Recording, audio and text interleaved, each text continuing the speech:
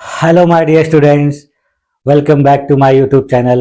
मेरे YouTube channel पर आप लोग का बहुत बहुत स्वागत है। डियर स्टूडेंट, आज की क्लास में हम लोग बीए फोर्थ सेमेस्टर के शिक्षा शास्त्र विषय का अध्ययन करेंगे और इस क्लास में मैं आप लोगों को यूनिट 4 के जो 3 महत्वपूर्ण टर्म बचे हुए थे उनका अध्ययन कराऊंगा, जिसमें हम लोग को सबसे पहले देखना है कि कल्पना क्या होती है, यानी इमेजिनेशन क्या होती है। उसके बाद फिर हम लोग को पढ़ना है कि आदत क्या होती है, यानी हैबिट किसे कहते हैं, हैबिट का क्या महत्व है शिक्षा के क्षेत्र में। और फिर सबसे लास्ट में देखेंगे थकान यानी फैटिग। तो इसके बाद आपका ये यूनिट समाप्त हो जाएगा और फिर हम लोग अगली क्लास में जो आपका 5वां यूनिट है उसको पढ़ना शुरू करेंगे। तो चलिए आइए देखा जाए कि ये कल्पना क्या होती है, आदत क्या होती है और थकान क्या होती है और इसका शिक्षण अधिगम के क्षेत्र में क्या महत्वपूर्ण योगदान होता है। चलिए देखते हैं। देखिए, आज हम लोग सबसे पहले क्या पढ़ना है फोर्थ यूनिट में, कल्पना यानी इमेजिनेशन। तो इमेजिनेशन क्या होती है, इमेजिनेशन का शिक्षा में क्या महत्व होता है, उसको हम लोग देख लेते हैं।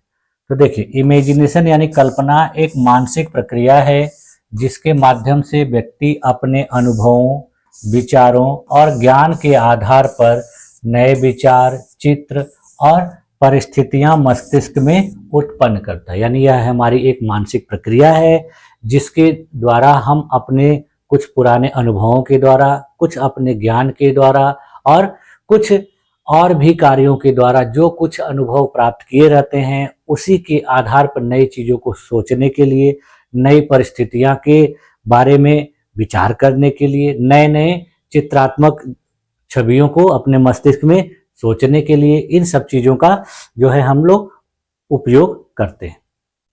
देख, यह वास्तविकता से परे जाकर नवीन और सृजनात्मक चीजों को सोचने की क्षमता है। यानी इसमें क्या होता है कि हम किसी चीज की रियलिटी से अलावा, उसके अलावा हट कर सोचते हैं, मतलब कुछ नया। लोग कहते भी हैं, देखिए आप लोगों ने सुना होगा कि आप इमेजिन करिए कि काश ऐसा हो, इमेजिन करिए कि ये ऐसा हुआ। क्योंकि देखिए, विज्ञान में बिना इमेजिनेशन के कुछ भी संभव नहीं है। तो विज्ञान के क्षेत्र में हर चीज को इमेजिन किया जाता है। आप लोग कोई भी सम्स बनाते होंगे, सवाल बनाते होंगे, उसमें किया जाता है कि कल्पना कर लीजिए, मान लिया जाए ऐसा होता है, ऐसा करना चाहिए। तो उसी प्रकार से शिक्षा के क्षेत्र में भी स्टूडेंट को पढ़ाने लिखाने के लिए इसका बहुत महत्वपूर्ण योगदान है। देखिए, सरल शब्दों में कहा जाए कि कल्पना वह शक्ति है जिसके माध्यम से व्यक्ति ऐसी चीजों के बारे में सोचता है जो अभी अस्तित्व में नहीं है लेकिन भविष्य में संभव हो सकती। देखिए, इसलिए कहा भी जाता है कि कल्पना करनी चाहिए। आपने कल्पना किया कि कुछ दिन के बाद ऐसा हो जाएगा, टेक्नोलॉजी इतनी एडवांस हो जाएगी, ऐसे होंगे, तो वो चीजें देखिए भविष्य में देखने को मिलती है। किसी ने कल्पना की होगी पहले कि मनुष्य आसमान में उड़ेगा, वो भी कुर्सी पर बैठकर, तो ये चीजें कल्पना ही थी। लेकिन बाद में फिर देखिए उसी के आधार पे हवाई जहाज बना। तो बहुत सारी चीजें हैं जो कल्पना के आधार पे भविष्य में संभव होती है। अब देखिए, कल्पना की विशेषताएं क्या होती हैं, कैरेक्टरिस्टिक्स ऑफ इमेजिनेशन। तो सबसे पहले विशेषता क्या होती है कि ये हमारे मस्तिष्क की प्रक्रिया है, यानी एक मानसिक प्रक्रिया है। दूसरी चीज इसकी विशेषता देखिए, रचनात्मकता का स्रोत होता है, यानी इससे नई नई चीजों को बनाया जाता है, क्रिएटिविटी डेवलप होती है मस्तिष्क में। इसके बाद देखिए, तीसरी विशेषता यह अनुभवों पर आधारित है। अगर आपका कोई अनुभव है पिछले किसी कार्य से, तो उसी के आधार पर आप कल्पना करेंगे। अगर किसी व्यक्ति का अनुभव शिक्षा के क्षेत्र का नहीं है, किसी दूसरे क्षेत्र का है, तो उसी से रिलेटेड कल्पना करता है। पढ़ने लिखने वाले लोग पढ़ाई लिखाई से रिलेटेड कल्पना करते हैं। जो पढ़ाई लिखाई करने वाले स्टूडेंट होते हैं वो क्या सोचते हैं कि मैं पढ़ लिख कर ये फला अधिकारी बनूंगा, मैं आईएएस बनूंगा, मैं आईपीएस बनूंगा, मैं डीएसपी बनूंगा। तो ये सोचते हैं। कुछ लोग सोचते हैं कि मैं टीचर बनूंगा। तो ये क्या है, एक प्रकार की कल्पना ही है। उसी प्रकार से दूसरे फील्ड वाले लोग हैं, वो अपने अगर किसी रोजगार में है, कोई व्यवसाय में है, तो उसके बारे में कल्पना करते हैं कि कल मैं ये काम करूंगा, कल मैं इतना कमाऊंगा, कल मैं यहाँ जाऊंगा, ये सारी चीजें। इसमें देखिए, भविष्य की सोच होती है, यानी इसमें कुछ भी वर्तमान के बारे में नहीं होता, हर चीज किस चीज के बारे में होता है, आने वाले समय यानी भविष्य के बारे में। यह अदृश्य होती है लेकिन सशक्त होती है, यानी कल्पना अदृश्य होती है, दिखती नहीं लेकिन बहुत सशक्त होती है। क्यों? क्योंकि हम बहुत सी ऐसी चीजें जो है कल्पना करते हैं और उसके बाद उसको करते हैं। अब देखिए, कल्पना के प्रकार क्या होते हैं, टाइप्स ऑफ इमेजिनेशन। तो पहले देखिए होती है सृजनात्मक कल्पना, यानी क्रिएटिव इमेजिनेशन। इसमें क्या होता है, व्यक्ति नए विचार, कला, कहानी, चित्र और डिजाइन बनाता है। इसके आधार पे ही देखिए नई नई रचनाएं की जाती हैं।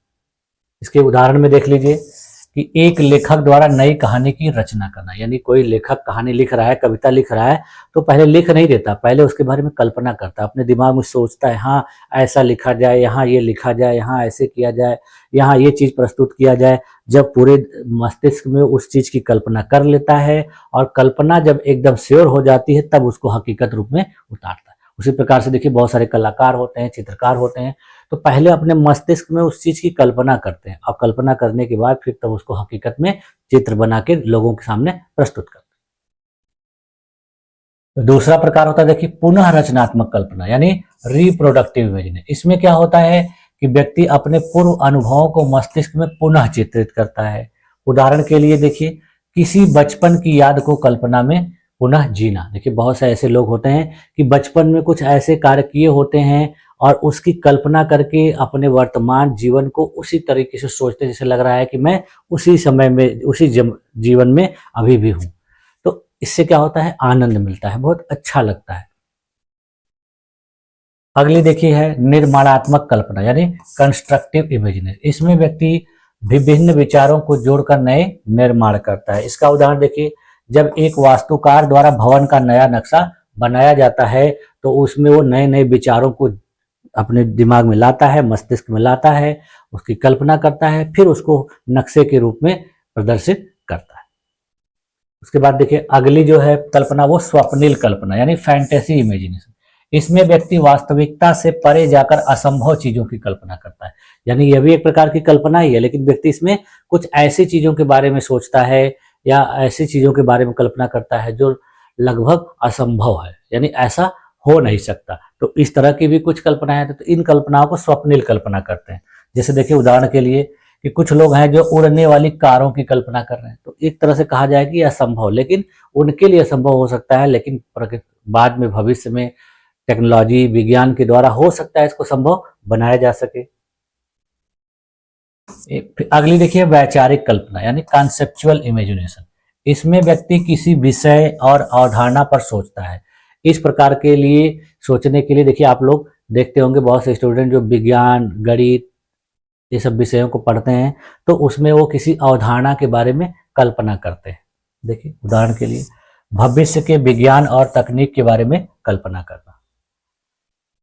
आप देखिए इमेजिनेशंस के उदाहरण, एग्जाम्पल्स ऑफ इमेजिनेशन। तो अभी हम लोगों ने देखा, अब उसको केवल उदाहरण के रूप में देख लीजिए। किसी नई कहानी या कविता की रचना करने के लिए, भविष्य के आविष्कारों के बारे में सोचने के लिए, एक चित्रकार द्वारा नई चित्रकला बनाना, एक बच्चा खिलौने के साथ खेलते हुए अलग अलग भूमिकाएं निभाना। देखते होंगे छोटे बच्चे जब किसी खिलौने के साथ खेलते हैं तो लगता है कि हकीकत में वही भूमिका अदा कर रहे हैं, यानी वही रोल प्ले कर रहे हैं। विज्ञान उपन्यास में काल्पनिक दुनिया की रचना करना, यानी विज्ञान, कथा, उपन्यास में काल्पनिक दुनिया की रचना करना। जैसे बहुत सारे लोग देखिए रोल प्ले करते हैं, तो वह व्यक्ति वास्तव में तो होता नहीं है, लेकिन वो लोग उसी की तरह कपड़े पहन के, उसी की तरह बोलते हैं, उसी की तरह क्रियाएं करते हैं। तो ये सारी चीजें कैसे होती है, कल्पना के द्वारा ही होती है। अब देखिए कल्पना को प्रभावित करने वाले कारक, फैक्टर्स अफेक्टिंग इमेजिनेशन। तो कल्पना को प्रभावित करने वाले कारक में सबसे पहला होता है ज्ञान और अनुभव। यदि आपके पास किसी विषय से संबंधित ज्ञान है और उससे संबंधित पहले से कोई अनुभव है, तो आप उसी के बारे में बेहतर तरीके से कल्पना कर सकते हैं। दूसरी चीज होती है रुचि। यदि आपकी जिस क्षेत्र में रुचि होगी, आपकी कल्पना भी उसी क्षेत्र से रिलेटेड होगी। अगली चीज है इसको प्रभावित करने वाली चीज, मोटिवेशन, प्रेरणा। यदि कोई व्यक्ति प्रेरित नहीं है तो उसकी कल्पना शक्ति कमजोर होती है। यदि व्यक्ति फुल्ली प्रेरित है, फुल्ली मोटिवेटेड है, तो उसकी कल्पना शक्ति बहुत स्ट्रांग होती है। इस पर मनोवैज्ञानिक स्थिति का भी प्रभाव पड़ता है। यदि किसी व्यक्ति के आसपास का जो माहौल है सकारात्मक नहीं है या उसकी उस समय की मानसिक स्थिति सही नहीं है, तो व्यक्ति सही रूप से कल्पना नहीं करता। अगर सकारात्मक स्थिति है तो उसकी कल्पना बहुत बेहतर होती है। और आसपास का भी वातावरण, अगर आसपास में रचनात्मक और सहायक वातावरण नहीं है तो व्यक्ति अच्छी तरह से कल्पना नहीं करे। अगर व्यक्ति कुछ सोचता है और लोग उसको तुरंत कह देते हैं अरे ये क्या सोच रहे हो, ऐसे क्या कर रहे हो, तो उसकी जो कल्पनाएं होती हैं एक तरह से लगता है उसको कि मैं जो कुछ सोचता हूँ गलत ही सोचता हूँ, इसलिए अब मुझे सोचना नहीं चाहिए। अब देखिए, शिक्षण और अधिगम में कल्पना की क्या भूमिका होती है। तो देखिए, कल्पना यानी इमेजिनेशन शिक्षण और अधिगम में महत्वपूर्ण भूमिका निभाती है।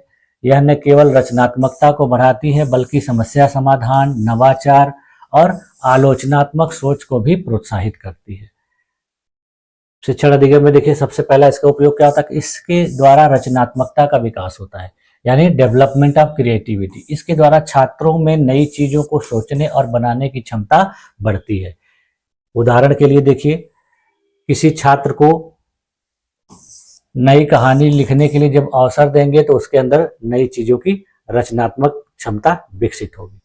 उसके बाद दूसरा उपयोग होता है समस्या समाधान में सहायक होती है, यानी कल्पनाशील छात्र समस्याओं के नवीन समाधान को खोज सकते हैं।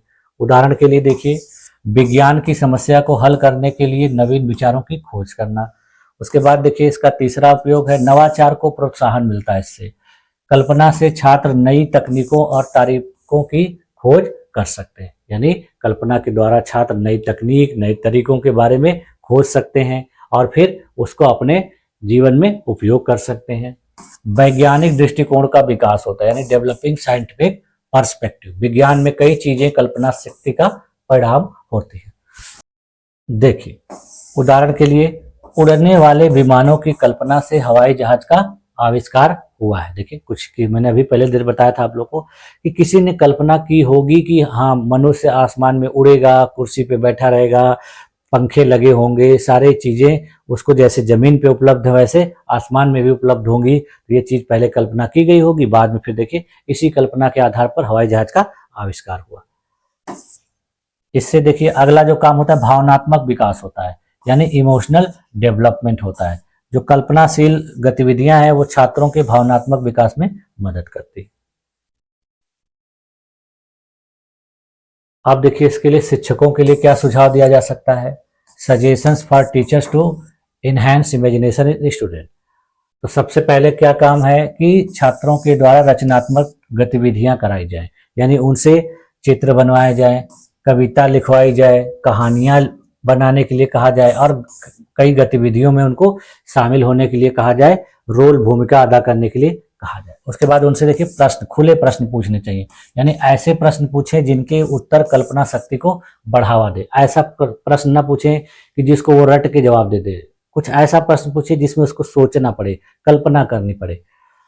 देखिए, जैसे अगर तुम्हारे पास कोई जादुई शक्ति हो तो तुम क्या करोगे। अब देखिए, इस प्रकार का प्रश्न पूछ लिया गया तो वो स्टूडेंट क्या करेगा, उसमें कल्पना करेगा कि हाँ, मेरे पास इतनी ज्यादा पावर आ जाएगी तो मैं क्या करूंगा। या कोई किसी स्टूडेंट से पूछे कि तुम्हारे पास यदि 1 करोड़ रुपए आ जाए तो तुम क्या करोगे, तो उसमें क्या होगा कि रटी रटाया उत्तर वो नहीं दे पाएगा, बल्कि उसको अपने कल्पना के आधार पर उत्तर देना पड़ेगा। फिर उसके लिए देखिए कहानियां और साहित्य उसको लिखना सिखाया जाए, सुनाया जाए और जिससे वह पढ़ के उसके लिए प्रेरित हो। रोल प्ले और नाट्य गतिविधियां कराई जानी चाहिए, यानी विभिन्न प्रकार की भूमिकाएं उसको करने के लिए कहना चाहिए और ड्रामा करने के लिए कहना चाहिए। स्वतंत्र रूप से लेखन और चित्रकारी को बढ़ावा देना चाहिए और विभिन्न प्रकार के कल्पनाशील खेलों में उसको शामिल करने के लिए कहना चाहिए। ठीक है, तो इस प्रकार से इमेजिनेशन को बढ़ाने के लिए टीचर उपाय कर सकते हैं। अब देखिए, कल्पनाशीलता के बढ़ाने के उपाय क्या हो सकते हैं। तो देखिए, नियमित रूप से रचनात्मक लेखन करना चाहिए। अगर आप दैनिक रूप से रोज कुछ न कुछ लिख रहे हैं क्रिएटिव रूप से, तो आप कल्पना शक्ति आपकी बेहतर हो जाएगी। चित्रकला और कला बनाना चाहिए। जो लोग चित्रकार होते हैं, जो कला बनाते हैं, वो देखिए कुछ न कुछ हमेशा बनाते रहते हैं, इसलिए अपने दिमाग से कुछ न कुछ सोचते रहते हैं।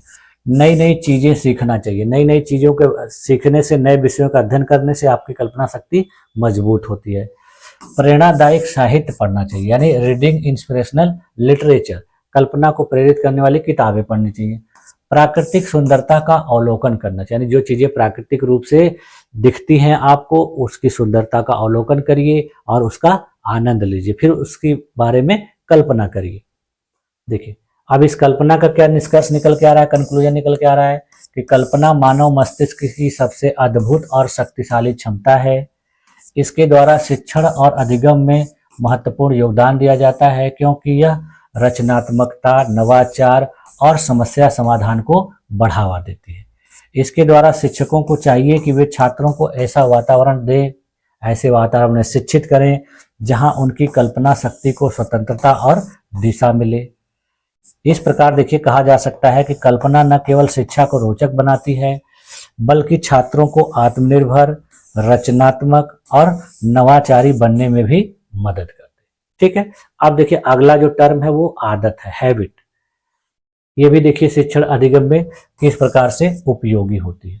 तो देखिए आदत वह आवृत्तिपूर्ण यानी रेपिटेटिव और स्वचालित व्यवहार है जो व्यक्ति के जीवन का हिस्सा बन जाता है। देखिए ये हमारे व्यवहार का एक रूप होता है जिसमें हम किसी काम को बार बार करते हैं, रिपीट करते हैं, दोबारा करते हैं, तिबारा करते हैं, तो इसकी क्या होती है, पुनरावृत्ति या आवृत्ति होती है। और फिर वो चीज बार बार करने से वो हमारे शरीर का, हमारे व्यवहार का एक हिस्सा हो जाता है, यानी हमारे जीवन का एक पार्ट हो जाता है। देखिए जब कोई कार्य बार बार दोहराया जाता है तो वह अभ्यास के माध्यम से आदत में परिवर्तित हो जाता है। सरल शब्दों में कहा जाए तो आदत वह क्रिया है जिसे व्यक्ति बार बार दोहराने के कारण बिना सोचे समझे स्वतः करने लगता है। देखिए कभी कभी क्या होता है कि हम किसी कार्य को बार बार कर रहे हैं तो वो हमको आदत के रूप में हो जाता है और हम बिना सोचे समझे उस काम को करते रहते हैं। जैसे आप लोग देखते होंगे कि बहुत से लोग हैं कि उनको किसी न किसी चीज की आदत होती है तो वो चीज वो करते ही हैं, चाहे उनको उसमें फायदा हो चाहे नुकसान हो। आप लोग देखते हैं कि बहुत से ऐसे स्टूडेंट हैं जिनको पढ़ने लिखने की आदत है, तो वो देखिए पढ़ते ही वो ये नहीं सोचते हैं कि मैं सफल होऊंगा कि नहीं होऊंगा। बहुत से लोग कहते हैं कि अरे तुम्हारे जैसे बहुत से लोग पढ़े हैं, ऐसे कहते नहीं, हमको पढ़ना है, हम सफल होंगे, फिर तो आदत पड़ जाती है। उसी प्रकार से देखिए सुबह बहुत सारा ऐसा काम होता है जिसको आप सुबह उठ के जरूर करते हैं, आपको उसको कहने की जरूरत नहीं पड़ती, आदत पड़ गई। जैसे देखिए छोटे बचपन में बच्चों को आदत पड़ा दी जाती है कि सुबह उठने के बाद आपको शौचालय जाना है, फिर उसके बाद ब्रश करना है, उसके बाद फिर नाश्ता करना है। तो ये सारी चीजें बच्चों को बचपन से ही सिखाई गई रहती है तो वो उनकी आदत पड़ जाती है, वो करते ही करते हैं।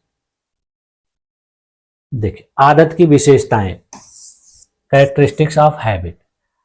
पहली विशेषता क्या है कि यह आवृत्तिपूर्ण व्यवहार यानी रिपीटेटिव बिहेवियर, ये बार बार दोहराया जाता है। यह स्वचालित प्रक्रिया, यह अपने आप, जब आदत बन जाएगी तो आपको उसको किसी को कहने की जरूरत नहीं होगी, वो अपने आप खुद ही करेंगे आप। यह मानसिक प्रवृत्ति की एक मजबूत स्थिति होती है, यानी आदतें मानसिक रूप से व्यक्ति के व्यवहार में गहराई से समाहित हो जाती है। बहुत से लोग देखिए किसी किसी चीज की आदी हो जाते हैं तो उसको छोड़ ही नहीं पाते हैं। देखिए अनुशासन और नियमितता, यानी आदतें समय के साथ विकसित होती हैं और अनुशासन बनाए रखने में मदद करती है। अच्छी और बुरी दोनों प्रकार की हो सकती है, यानी कैन बी ए गुड और बैड। आदतें सकारात्मक जैसे पढ़ाई की आदत या नकारात्मक जैसे देर तक सोने की आदत, दोनों प्रकार की हो सकती है। देखिए पढ़ाई देर तक करने की आदत अच्छी आदत मानी जाएगी, लेकिन देर तक सोने की जो आदत है वो नकारात्मक आदत मानी जाएगी। अब देखिए अगला है आदतों के प्रकार, टाइप्स ऑफ हैबिट्स। देखिए आदतें कितने प्रकार की होती है। देखिए शारीरिक आदतें, जो आदतें हमारे शरीर से संबंधित होती हैं, हमारे शरीर की क्रियाओं से संबंधित होती हैं, वो शारीरिक आदतें होती हैं। जैसे उदाहरण में देखिए रोजाना व्यायाम करना, ब्रश करना, समय पर सोना, ये सब क्या है, शारीरिक आदतें हैं। उसी प्रकार से देखिए मानसिक आदतें होती है, मेंटल हैबिट, जैसे सोचने और विचार करने की आदत। बहुत से लोग होते हैं देखिए किसी भी काम को करने से पहले सोचते हैं, उस पर विचार करते हैं और वो हमेशा करते हैं, तो उनकी क्या हो जाती है, आदत बन जाती है। उदाहरण के लिए देखिए सकारात्मक सोच रखना, समस्याओं का समाधान ढूंढना। उसी प्रकार से देखिए अगली जो है नैतिक आदतें होती है, मोरल हैबिट्स, यानी इसमें नैतिक मूल्यों और व्यवहार से जुड़े आदतें देखी जाती हैं। जैसे ईमानदारी, दूसरों की सहायता करना, अनुशासन का पालन करना। बहुत से ऐसे लोग होते हैं जिनकी आदत हो जाती है ईमानदारी से रहना, कुछ लोगों की सहायता करना और अनुशासन का सदैव पालन करना। उसके बाद फिर देखिए सामाजिक आदतें भी होती हैं, यानी समाज में व्यवहार करने की आदतें। कुछ लोगों को देखिए, आप लोग देखते होंगे कि किसी भी अपने से बड़े व्यक्ति, अपने से सीनियर व्यक्ति को देखते हैं तो हमेशा नमस्ते करते हैं, दूसरों से विनम्रता से बात करते हैं, तो ये उनकी आदत होती है। वो किसी को भी देखते हैं तो नमस्ते करते हैं। बहुत से ऐसे स्टूडेंट हैं जिनको देखिए कोई भी टीचर दिखता है, भले से वो जानते ना रहे, पहचानते ना रहे, लेकिन फिर भी उसको नमस्ते करते हैं, तो ये क्या है, उनकी एक आदत है, वो विनम्रता को दिखाती है। उसके बाद फिर देखिए बुरी आदतें होती हैं, बैड हैबिट, वे आदतें जो व्यक्ति के जीवन को नकारात्मक रूप से प्रभावित करती हैं। इस प्रकार की आदतों को बुरी आदतें कहा जाता है। जैसे देखिए देर से उठना, अस्वास्थ्यकर भोजन करना, समय की बर्बादी करना, ये सब क्या है, गलत और बुरी आदतें, खराब आदतें। अब देखिए आदतों के कुछ एग्जाम्पल्स हैं, उदाहरण हैं, जिसमें देखिए हर दिन समय पर उठना एक आदत बन जाती है। अगर कोई व्यक्ति एक ही टाइम पर उठता है या कोई बच्चा, तो देखिए वो हमेशा अपने ही टाइम पर उठ जाता है, उसकी आदत होती है। रोजाना पढ़ाई करना, शिष्टाचार का पालन करना, आभार व्यक्त करना, नियमित रूप से व्यायाम करना, समय पर भोजन करना, प्रत्येक कार्य को समय पर पूरा करना, ये थे कुछ आदतों के उदाहरण। अब देखिए आदत बनती कैसी है, आदत बनाने की प्रक्रिया कैसे होती है, प्रोसेस ऑफ हैबिट फॉर्मेशन, कैसे आप किसी चीज को अपनी आदत बनाओगे। तो आदत के लिए देखिए सबसे पहले प्रेरणा जरूरी होती है, मोटिवेशन, यानी किसी भी कार्य को करने के लिए शुरू में आपको प्रेरणा चाहिए। अब वो प्रेरणा कैसे भी हो सकती है, या तो इंटरनल हो सकती है या तो एक्सटर्नल, क्योंकि आप लोग पीछे क्लास में पढ़ चुके हैं। उसके बाद देखिए इसमें आवृत्ति की जरूरत होती है, यानी उस कार्य को कई बार करना पड़ेगा, एक ही बार में कोई चीज आपकी आदत नहीं बनती, यानी इसको बार बार दोहराना पड़ेगा। फिर उसके बाद देखिए इसमें समय चाहिए, यानी नियमित रूप से लंबे समय तक जब आप किसी कार्य का दोहराव करेंगे, अभ्यास करेंगे, तब जाके वो आपकी आदत में परिवर्तित होगा। उसके बाद फिर देखिए आसान शुरुआत करनी होगी, यानी किसी चीज की आदत लगानी है आपको, तो पहले सरल तरीके से उस चीज को करना शुरू करना होगा। और लास्ट में क्या हो जाएगा, स्वचालितता, यानी ऑटोमेटिसिटी, यानी अभ्यास के साथ कार्य स्वचालित रूप से किया जाने लगे, यानी ये लास्ट में जब आके वो चीज अपने आप होने लगे। अब देखिए बुरी आदतों को छोड़ने के उपाय, ways to break bad habits. तो पहला काम क्या होता है, स्व विश्लेषण, यानी सेल्फ एनालिसिस। किसी भी व्यक्ति को अगर किसी चीज की गलत आदत लग गई है तो उसको छोड़ने के लिए सबसे पहले खुद ही विश्लेषण करना पड़ेगा, खुद ही एनालिसिस करना पड़ेगा। कोई आपको कहे इससे अच्छा है कि आप पहले खुद ही सोचो। जब आप खुद अपने से सोचोगे तो आपको पता चलेगा कि मेरी कौन सी आदतें खराब है, कौन सी सही हैं। तो जो खराब आदतें हैं उनको सुधार लीजिए। दूसरी चीज जरूरत पड़ती है इसके लिए, प्रेरणा बनाने के लिए, यानी अच्छी आदत अपनाने के लिए प्रेरित रहना पड़ेगा। फिर उसके बाद देखिए किसी किसी की जो गलत आदत होती है पर्यावरण की वजह से हो जाती है, क्लाइमेट, अगर वो ऐसे क्लाइमेट में रह रहे हैं, वैसे वातावरण में रह रहे हैं, तो लोगों को देख देख के वो भी वैसे ही करने लगते हैं। तो उनको वातावरण अपना चेंज करना पड़ेगा, तब जाके उनकी आदतें छूटेंगी। फिर देखिए सकारात्मक आदतें अपनाना, जिन लोगों को बुरी आदतें लग गई हैं उनको क्या करना चाहिए, सकारात्मक आदतों को अपनाना चाहिए, पॉजिटिव हैबिट को, जिससे क्या होगा कि उनकी आदत जो खराब है वो दूर हो जाएगी। लक्ष्य निर्धारित कर लेना चाहिए, यानी छोटे छोटे लक्ष्य बनाकर उन्हें पूरा करना चाहिए। किसी का सहयोग लेना चाहिए, यदि आपसे कोई सीनियर है, आपके परिवार में आपका कोई दोस्त है जो आपको अच्छे तरीके से सहयोग दे सकता है, तो उसका सहयोग लेना चाहिए। तो इस प्रकार से आप बुरी आदतों को छुड़ा सकते हैं। आप देखिए शिक्षण और अधिगम में आदतों की क्या भूमिका होती है। तो देखिए आदतें शिक्षा में मौलिक भूमिका निभाती हैं। किसी भी छात्र की सफलता उसके सकारात्मक अध्ययन संबंधी आदतों पर निर्भर करती है। देखिए किसी भी स्टूडेंट को शिक्षा के क्षेत्र में, पढ़ाई लिखाई के क्षेत्र में सफल होना है तो उसको बहुत सारी सकारात्मक आदतों को लाना पड़ेगा, उसको फॉलो करना पड़ेगा, आदतों के अनुसार रहना पड़ेगा। तो वो कौन कौन सी आदतें हैं, उनमें देखिए सबसे पहली है अध्ययन की आदत, यानी उसको पढ़ने की रोजाना सही तरीके से टाइम से पढ़ने की आदत डालनी पड़ेगी, तब जाके वो अच्छे तरीके से पढ़ पाएगा। उदाहरण के लिए देखिए यदि कोई स्टूडेंट हर दिन 2 घंटे पढ़ाई करने की आदत रखता है तो कहा जाएगा कि वह एक सामान्य रूप से रोज पढ़ने वाला स्टूडेंट है, तो वो पढ़ेगा ही पढ़ेगा। उसके बाद फिर देखिए समय प्रबंधन की आदतें, यानी बहुत से लोगों को समय खराब करने की आदत, समय नुकसान करते हैं। तो ऐसे लोगों को क्या चाहिए कि समय का सही उपयोग करें और अपने लक्ष्यों तक पहुंचने के लिए हमेशा प्रयास करते रहें।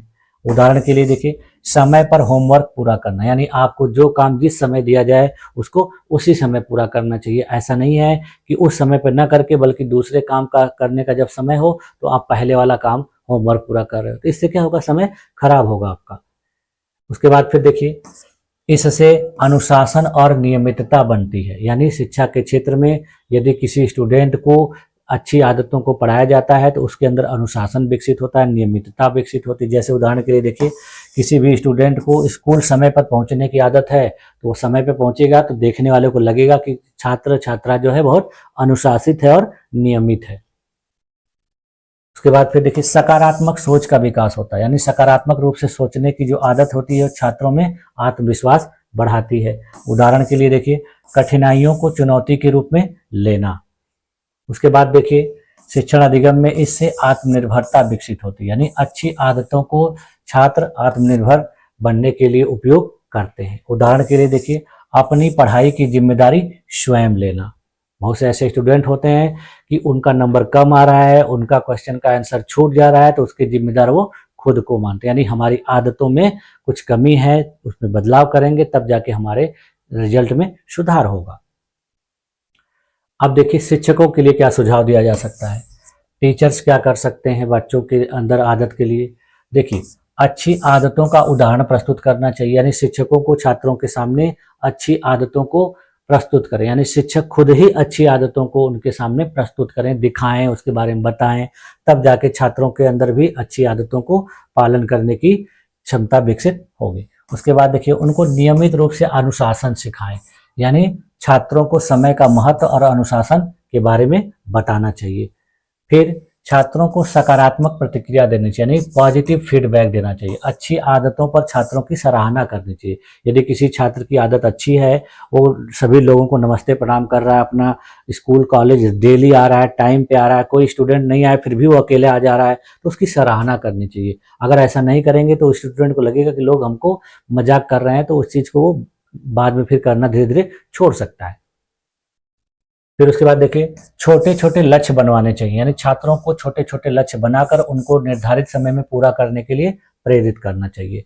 आदतों का महत्व समझाना चाहिए, यानी छात्रों को आदतों का लाभ और हानि के बारे में बताना चाहिए।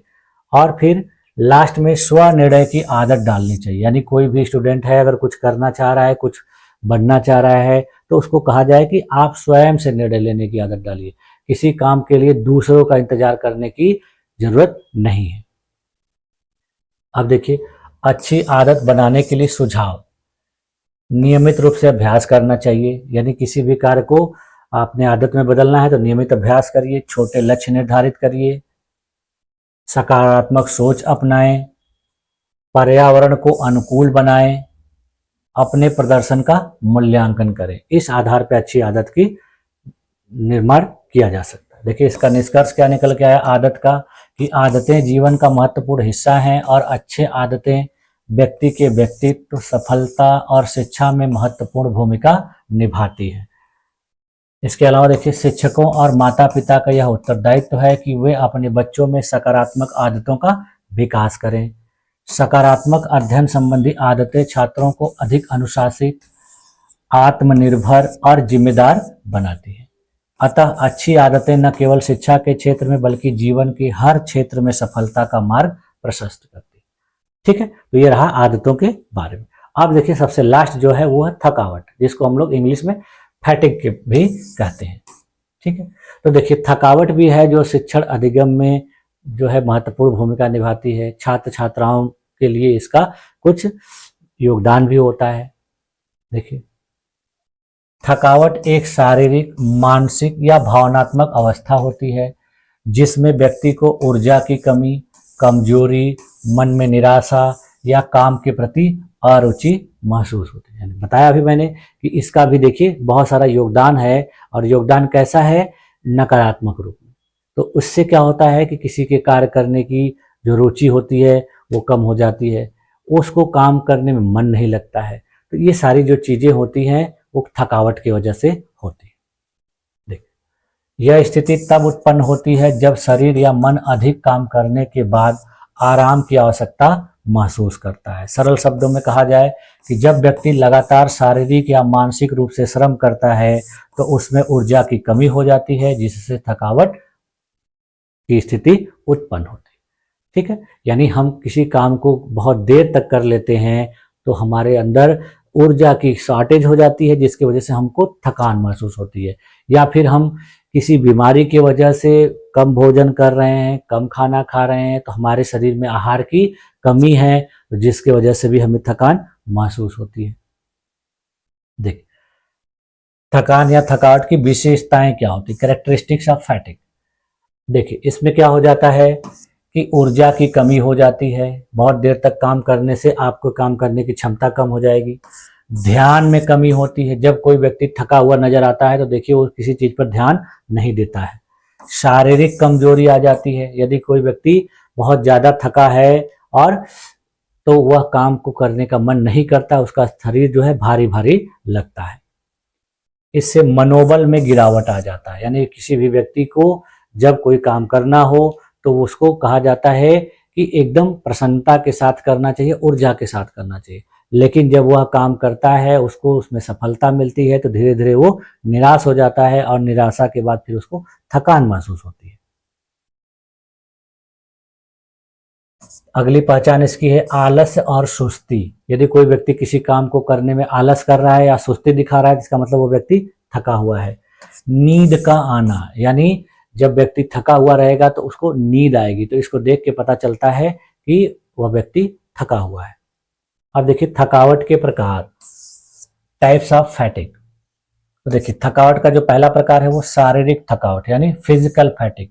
इस प्रकार का जो थकावट होता है, देखिए दौड़ने की वजह से, चलने की वजह से और खेलने की वजह से होता है। जब कोई व्यक्ति बहुत ज़्यादा दौड़ देता है, बहुत ज़्यादा चल देता है या बहुत ज़्यादा खेल देता है तो शारीरिक थकावट हो जाती है।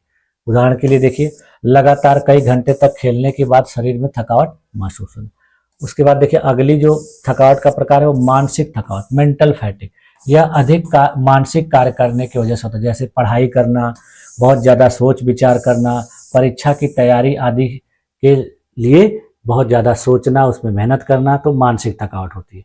देखिए उदाहरण के लिए लंबे समय तक कठिन विषय का अध्ययन करने के बाद मानसिक थकावट महसूस होती है। आप लोग देखिए जब किसी ऐसे विषय को देर तक पढ़ देते हैं जो विषय आपके लिए कठिन लगता है तो आपको थकान महसूस होती है।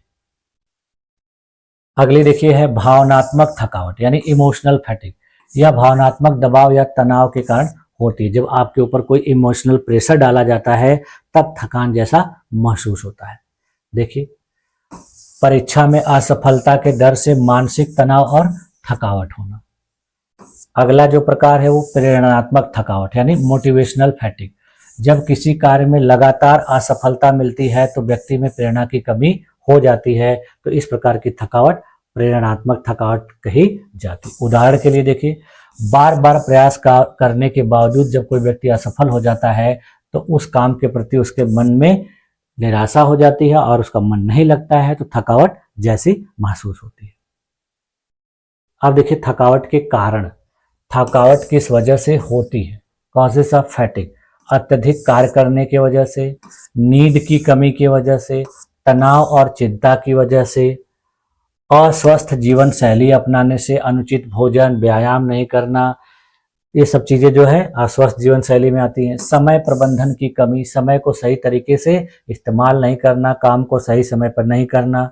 वातावरण का भी कारण कहीं कहीं होता है, जिसे देखिए जब मौसम की वजह से भी ऐसा होता है, जब बहुत ज़्यादा अत्यधिक गर्मी पड़ती है या कहीं बहुत ज़्यादा शोर हो रहा है या फिर वहाँ पर बहुत ज़्यादा झगड़े झंझट हो रहे हैं तो व्यक्ति को वहाँ पर थकावट महसूस होती है, तो वो व्यक्ति किसी काम को करना नहीं चाहता है। इसके देखिए कुछ लक्षण है थकावट के, सिम्टम्स ऑफ फैटिग, जिसमें सबसे पहला लक्षण क्या है, नींद में कमी। यानी जब कोई व्यक्ति कम नींद लिया रहेगा तो उसको थकावट जैसी महसूस होती है। दूसरा चीज है मन में बेचैनी। तीसरा उदाहरण है ध्यान केंद्रित न कर पाना। यदि कोई व्यक्ति थका हुआ है तो देखिए किसी चीज पर ध्यान केंद्रित नहीं कर पाएगा। काम के प्रति अरुचि, उसको किसी भी काम में रुचि ही नहीं आएगी।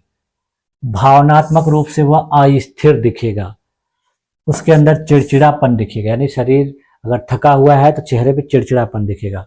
और दूसरों से दूरी बनाएगा। जब कोई व्यक्ति थक जाता है तो लोगों से दूरी बनाता है कि दूर रहेंगे तो कम से कम थोड़ी बहुत शांति मिलेगी। अब देखिए थकावट को कम करने के उपाय, वेज टू रिड्यूस फैटिग। तो थकावट को दूर करने के लिए देखिए सबसे पहला उपाय क्या है कि पर्याप्त मात्रा में नींद लें, यानी रोजाना 7 से 8 घंटे सोना आवश्यक होता है। दूसरा, संतुलित आहार लेना चाहिए, यानी पौष्टिक भोजन लीजिए जिससे शरीर में पर्याप्त मात्रा में ऊर्जा बनी रहे। नियमित व्यायाम करें, यानी हल्का व्यायाम या योग करने से आपके अंदर शरीर थकावट नहीं दिखेगी। आराम के लिए समय निकालें, यानी काम करने के बाद थोड़ा बहुत आराम करने का भी समय निकालना चाहिए। मनोरंजन करना चाहिए, यानी बहुत देर तक कोई काम कर लीजिए या पढ़ लीजिए या कुछ कुछ सुन लीजिए, तो थोड़ा देर उसमें आराम करना चाहिए, मनोरंजन करना चाहिए। कार्य का विभाजन करें, यानी कार्य अगर बहुत बड़ा है तो लगातार कंटिन्यूअस न करें, बल्कि उसको कई पार्ट में बांट दें। इससे क्या होगा कि थकान नहीं लगेगी। बीच बीच में थोड़ा थोड़ा मनोरंजन कर लीजिए, हंस लीजिए, बोल लीजिए, कोई म्यूजिक सुन लीजिए, तो इससे क्या होगा कि थकान कम हो जाएगी। सकारात्मक सोच बनाए रखें, यानी नकारात्मक विचार मन में न रखें, बल्कि सकारात्मक पॉजिटिव सोचना चाहिए। और समय प्रबंधन सीखें, यानी काम को समय पर और सही तरीके से करने की आदत डालें। तो इतना सारा चीज करेंगे तो आप थकावट से छुटकारा पा सकते हैं। देखिए, शिक्षण और अधिगम में थकावट की क्या भूमिका होती है।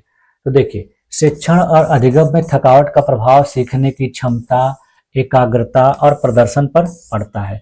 यदि छात्र थकावट महसूस करते हैं तो वो ध्यान नहीं दे पाते और सीखने में कठिनाई का अनुभव उनको देखना पड़ता है। देखिए, इससे क्या क्या प्रभाव पड़ता है। सबसे पहले पढ़ाई में एकाग्रता नहीं आती। यदि जब कोई छात्र थका रहेगा तो वो पढ़ाई पर ध्यान नहीं दे पाएगा। उदाहरण के लिए देखिए, परीक्षा की तैयारी के दौरान लगातार पढ़ाई से थकावट हो जाती है, तो वो स्टूडेंट जो है किसी बात को बताने पर क्लास में कंसंट्रेट नहीं करते हैं। दूसरी चीज देखिए, सीखने की गति धीमी हो जाती है। जब कोई व्यक्ति थका हुआ रहता है तो नई नई जानकारियां ग्रहण करने के लिए वो बहुत स्लो हो जाता है, जल्दी जल्दी नई जानकारी नहीं ग्रहण कर पाता है। इससे देखिए उसके प्रदर्शन में कमी आती है। थकावट के कारण जो छात्र होते हैं उनका शैक्षणिक प्रदर्शन प्रभावित हो जाता है। उनके अंदर भावनात्मक रूप से असंतुलन दिखाई देता है। अब देखिए, थकावट को दूर करने के लिए शिक्षकों को क्या सुझाव दिया जा सकता है। तो पहला काम क्या है कि अध्ययन में विविधता लाएं, यानी कोई टीचर एक ही तरीके से अगर पढ़ा रहा है तो स्टूडेंट थक जाते हैं, उनको बोरिंग महसूस होता है। तो इसलिए क्या किया जाए कि अपने अध्यापन में विविधता लाएं।